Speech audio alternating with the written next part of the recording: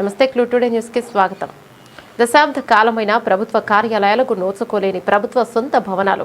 జిల్లాలో నూతనంగా ఏర్పడిన కోట్పల్లి మండల నూతన పోలీస్ స్టేషన్ మరియు తహసీల్దార్ కార్యాలయాలకు సొంత భవనాలు కరువు. ఎస్సీ హాస్టల్లోనే కొనసాగుతున్న ప్రభుత్వ కార్యాలయాలు స్థలం చూడడంలో నిమ్మకు నీరెత్తినట్లు వ్యవహరిస్తున్న రాజకీయ నాయకులు, అధికారులు, ప్రజాప్రతినిధులు. నిత్యం ఇబ్బందులు పడుతున్న మండల ప్రజలు శాశ్వత భవనాల నిర్మాణం చేపట్టాలని కోట్పల్లి మండల ప్రజల డిమాండ్. కోట్పల్లి మండలంగా ఏర్పడి దాదాపు 10 ఏళ్లు పూర్తవుతున్న కోట్పల్లి మండలంలో ఇప్పటికీ ప్రభుత్వ కార్యాలయాలకు శాశ్వత భవనాలు లేకపోవడం వల్ల ప్రజల్లో తీవ్ర అసంతృప్తికి గురవుతున్నారు. ప్రజలకు అత్యంత అవసరమైన రక్షణ కొరకు పోలీస్ స్టేషన్ మరియు తహసీల్దార్ కార్యాలయాలు ప్రస్తుతం ఎస్సీ హాస్టల్ భవనంలోనే కొనసాగుతుండటంతో అధికారులు, సిబ్బంది, ప్రజలు నిత్యం ఇబ్బందులు ఎదుర్కొంటున్నారు.